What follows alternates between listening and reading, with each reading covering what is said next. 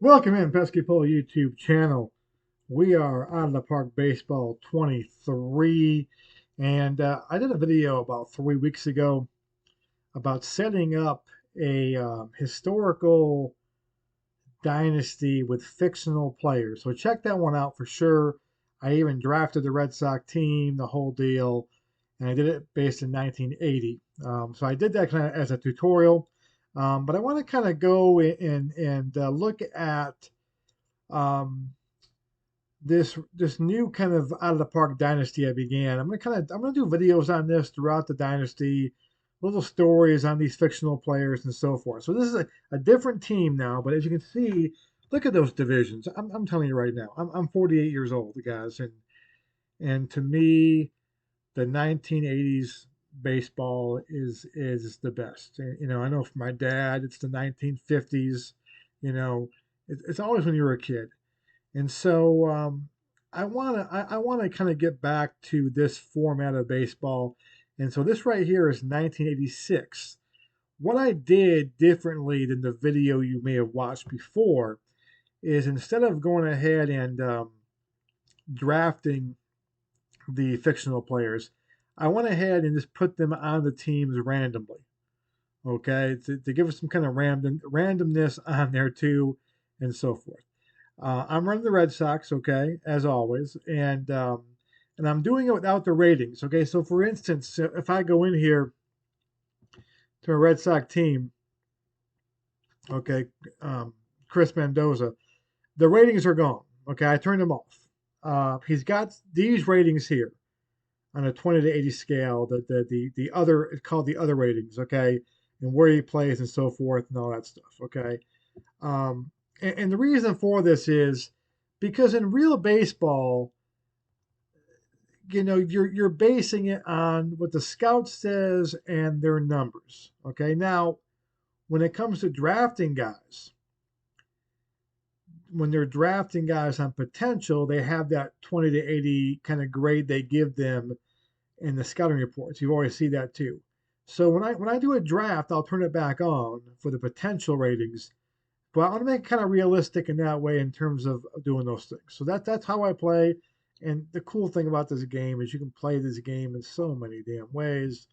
It's so cool. So my Red Sox team. So we're about opening day, 1986. Right now, I have the settings set up where that every year it will go along with the history in terms of the strategy, in terms of relocation, in terms of expansion, in terms of the overall numbers.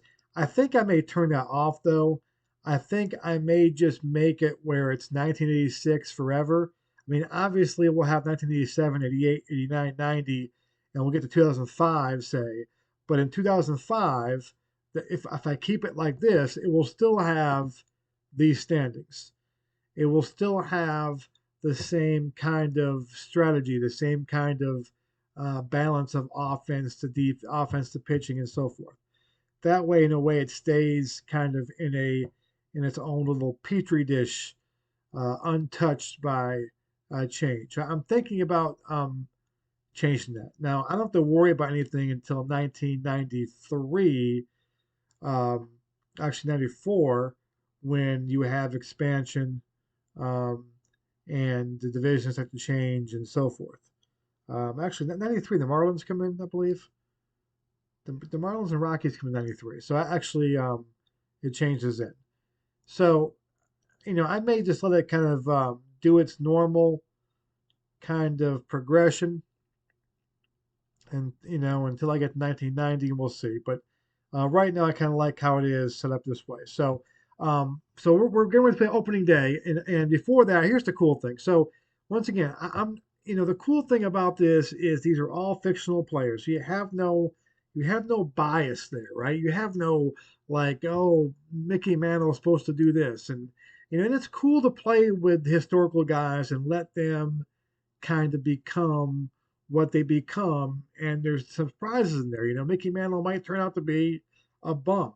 He might be a flash in the pan. You might have a guy like I'm trying to think. A guy like Don Mattingly become top 5 player of all time. You might have Nomar, my boy, okay? And that's why you play sometimes too, is to kind of take guys like Nomar or Tony Canigliaro and like, oh man, what happens when they get injured? Okay, so but this way there's no bias. There's no, you're not going by name value. You're not going by, you start to kind of treat it more like, you would, the stars kind of become stars based on what happens. Okay, so the cool thing about this is before the season begins, we go into preseason predictions. Now, these aren't always like great now. It's like in real life, right? These, I like to kind of track these too. But I play a lot of seasons, with real historical seasons too, and the predictions aren't always correct. So, right here, I'm the Red Sox, of course. And as you can see, I'm predicted to be in the hunt here. Looks like a pretty good race here. Looks like it's kind of a 1988 race, right? With the Yankees winning, and I'm 5 back, the Indians 5 back. So this is kind of projections. I like looking at this right here. 134 home runs. Okay, kind of 4.05 ERA. We're going to strike out a bunch of guys and so forth. So that's kind of cool. Yankees there, the Rangers there. So I like going down here too, and it's kind of how I learn my players, right? So this is what the top hitters are. This is predictions now, what their kind of projection. Kind of like when they do the zip projections, a lot of stuff in here, and you see that with the Red Sox now, the Japanese player Yoshida, if, what his projection is going to be, and so these could be totally off. And I like going back; these stay here, and so when we get to July or August, we can kind of go back and look and see, man, the Twins might be in first place, right? They're picked dead last, and so you get storylines that way. So anyway, the best player in the American League looks like to be the guy in the Yankees here. He's projected at 333. It's pretty solid right there, with 46 dingers. So a high average and a home run ability. So I like kind of checking this guy out here. Xavier Johnson, he's in arbitration, 86, 27 years old. He bats left. He's got that short porch in Yankee Stadium. Looks like a really good outfielder too. Looks like a good defender too. And you kind of look at the scouting report here down here. Um, he's a good eye. Okay, he can be a franchise cornerstone as a right fielder. He's kind of like the Aaron Judge. He's not as big as Aaron Judge, but he's in that face of the Yankees. So that guy's there. This guy here for the Red Sox is a 21-year-old guy, Danny Mayor. Okay, and he's number 2 prospect in the whole Major League Baseball. And I thought about keeping him down in the minor leagues for a little bit, kind of to mess with his service time a little bit. But I did. I'm going to bring him up. He's got no speed. He's not great defensively, okay, but he can flat out hit. I mean, he's supposed to be a great hitter, and he's right-handed. He's a fly ball hitter. He's a pole hitter, so he's built for Fenway Park, and he's from New York too. When I grew up a Yankee fan, so I've got him on a league minimum contract, his minor league contract. You can see his he projects to be one of the best in baseball, working to count and drawing walks, potential elite first baseman on a contending team. So he's kind of my star of the future there. So he's there down there. Um, kind of look around here. Yankees got one guy there. Texas is favored to win their division, the West. And this guy, Danny Bravo, looks like from Santo Domingo, Dominican, 27 years old. Look at that range at third base. So he's a great third baseman. Um, kind of like a Adrian Beltre kind of, right? Adrian Beltre in him. Um, and he's going to go at 301, 35 home runs, pretty good. Um, this guy here, you kind of look at the kind of guys you can go 30-30 a little bit. Um, this guy might go 20-20. You got Richie Ontiveros, the Brewers, Ricky Ontiveros. He's got some speed. Okay, he's got some home run, some pop there too. Um, this guy here from the Indians, Corey Kester. Okay, another young guy, switch hitter. Um, Plays a reckless abandon, spark plug guy. So we'll see if he stays healthy or injured. What he does. Um, This guy here for the Royals, Jose Maldonado, Dominican shortstop. So some young talent in the league. He's a free agent. When's he a free agent? He's a free agent 92. So he's signed pretty long term. So you can see some of the hitters that are supposed to kind of break out there. So you got two of the big guys in Boston, New York, which is good. Pitching wise, we've got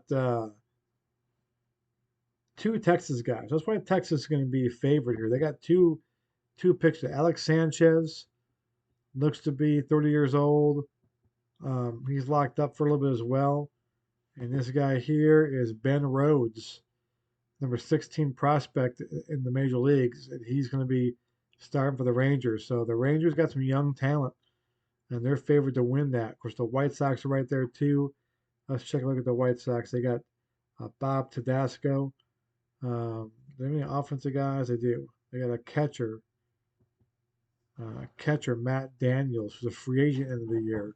He might get a, he's 40 years old though, so he's kind of like an old Pudge, kind of like Pudge Fisk. 40 years old. He's a free agent of the year. I wasn't saying he was gonna get big money, but so 40 years old. He's projected to have a pretty good year. That we'll have to see how that pans out. 290, 35 home runs. That'd be pretty big for a 40-year-old. We may have to raise some questions about his steroid use right there. So here's the intriguing thing now, and I'm going to kind of follow this team a lot. It's the Cubbies. So the Cubbies and the Pirates are projected in the East to have big seasons. But here's the thing. Um, the Cubs have an unbelievable outfield. Let's check this out real quick. So their first guy here at 302, 43 homers, okay? He's their right fielder. This is Ashton Curcio. He's a free agent of the year, 30 years old. So he's probably going to get a big payday. He's 6'6", 235. Big boy. Um, and he can rake. He can rake. Left-handed, he can rake. So that's their right fielder. Decent defensively. Got a pretty good arm, but he's actually kind of below average there. So he's probably going to be a DH one day. Could be American League in there too. So that's their one guy. Their left fielder now, 318, 39 home runs, is Zachary Rue, who is American and Israeli from Houston, Texas. 23 years old right here. So he's on a cheap contract. He's been around for a while. Zachary Rue, he's the leader, tough son of a gun. He's a captain, so he's a young guy, and he's got pretty good defensively in terms of errors, not great range, and pretty good arm in left field. So that's their left fielder, right? So we go down here, and now we take a look at their center fielder. This guy is Healy, 25 homers and 45 stolen bases for this guy. Probably their leadoff guy because he's projected to get RBIs, not many RBIs. So here's this guy here. He's on a contract as well. He's on a auto renew. Young guy, Brandon Healy. All right, left-handed, center field. He's got some speed. He makes some errors aren't great, and he's a natural leader too. So this is a pretty solid outfield for the Cubbies. Now, the one thing you'll notice is they have no pitchers over here that are being highlighted. So the Cubbies look like their ERA 4.18, which is they have the worst pitching staff, right? It looks like to be the worst pitching staff in the division, but they're going to slug, okay? 222 home runs. All right. They doubled up the Pirates, who are going to be in contention with them. So these are two different teams. The Pirates are more batting average, a little bit higher, more pitching, um, and so forth on there. So kind of interesting to see that there. Other good players we got to look at. The Giants. This guy looks pretty good here. This is Matt Allen. He's from Cortland, New York, not far from where I grew up. And he's a free agent of the year. So 30-year-old guy, free agent end of the year. He could be a guy that we target as the Red Sox, my team there. Reds, are they a favorite to do anything? Not really. In the West, I'm back. That's Pittsburgh. So here's your Pittsburgh guy, John Jones from Escondido, California. He's a leader and he can hit. So he's their main guy. Um, Houston is favored to win their division, and they have a guy here, 12 homers, 46 stolen bases, 328, who is the team spokesman, the leader, the captain. Look at that speed he has, and he can rake too. Marco Roca, and he's signed up long term left field, so he's going to be the face of the Astros team for a while. Um, the Mets with two guys in here. You got a guy here. The Mets are, what's the Mets going to be? 11 back, not figuring to do much. Exciting player here, Uriel Mix, first baseman, 31 years old. He's a free agent of the year. Will the Mets try to trade him if they're not in contention? They might. And this guy here, the second baseman, 20 stolen bases, 22 home runs, could be a 2020 guy maybe, is Jorge Cervantes, who's a free agent 1990, kind of signed up through 1990. So that's pretty good in there too. Um, Pitching wise, this is the best pitcher. The Mets got a pitcher there too. San Fran's got two guys. So San Fran is in there with Houston. So they got a guy in Maloney who looks good, and a guy in Katzman. So the young guy, or 20 prospect, right there, doing that. Um, Hooper looks like the best pitcher, and he's a free agent end of the year. He's 3 or 4 years old though for the Expos. Look at the Expos. Gotta love the Expos in the league. Makes me smile. Astros with a guy here. This is Joseph Veazey. Okay, left-hander. Okay, so the Astros look pretty good. Look pretty talented on there. On there. So it's kind of division races going through there. So pretty cool stuff. We go to the prospect rankings, the prospect pipeline. Number one prospect is Keith Kavanaugh, who is going to be starting off in the minors. Okay. Um, and let's see here, his ETA is this year. So he's supposed to make his debut this year. You kind of see him a little bit, number one overall. Let's see what they say about Keith Kavanaugh down here. He has the potential to be an impact starter. So he's a guy that's definitely in there. You can see my guy, my Danny Myers right there in there. A lot of these guys are in AAA. You can see there. Um, and then this guy here, I didn't check. Oh, I didn't to show you this guy. So the best pitcher in the American leagues. I skipped over this real quick. Let's go back to preseason predictions right now. The best pitcher in the American League is this guy Hector Morales, who is also the number 7 prospect. But right now, he is projected to be the best in the game. He's a lefty, over the top, puts in long hours, work ethic guy. So he's gonna be a pain to face in the American League East. And he's projected to go 220 strikeouts, um, 2.77 ERA. So he's a handful right there. None of my guys in the Red Sox made the list. So um, let's check out. Let's see what else my got going on here. My team. Okay.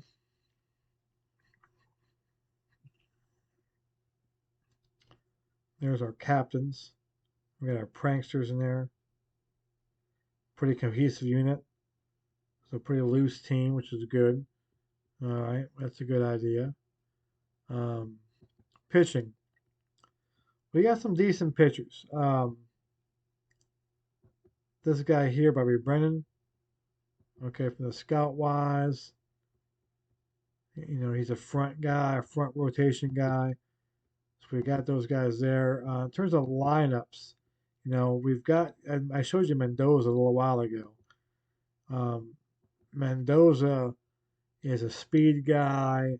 He's kind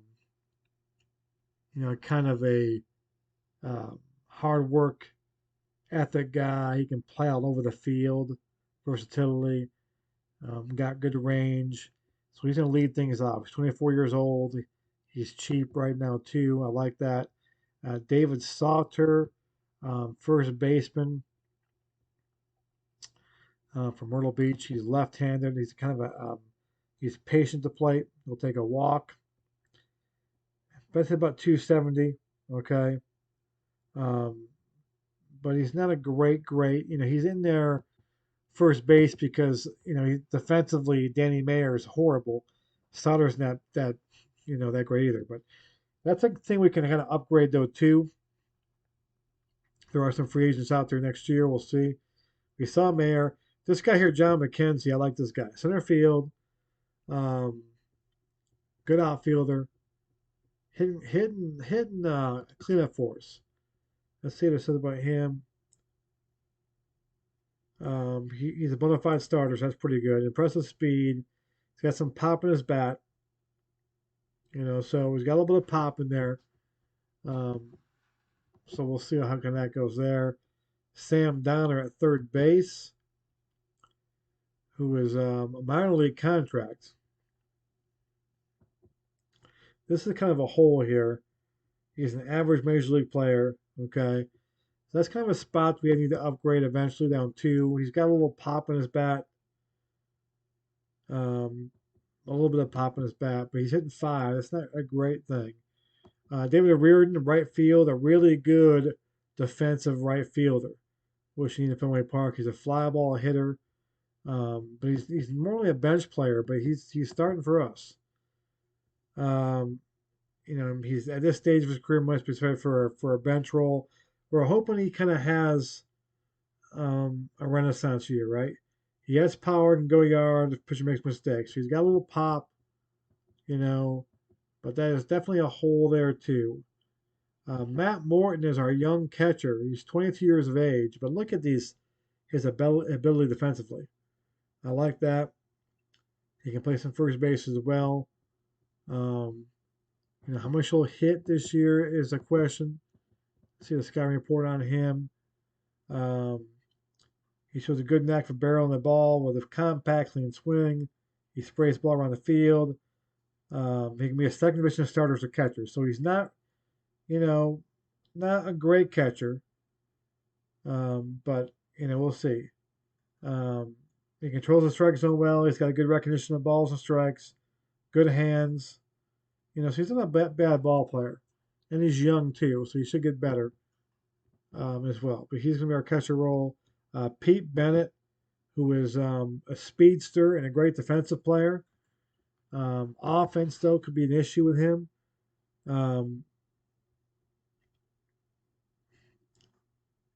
He has raw above average power, so you can hit the home run, but probably a low average guy.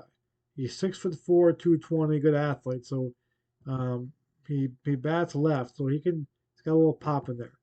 And then down here is Ian Otis, our shortstop. And Otis is an elite defensive shortstop, which I like. The issue is he can't hit.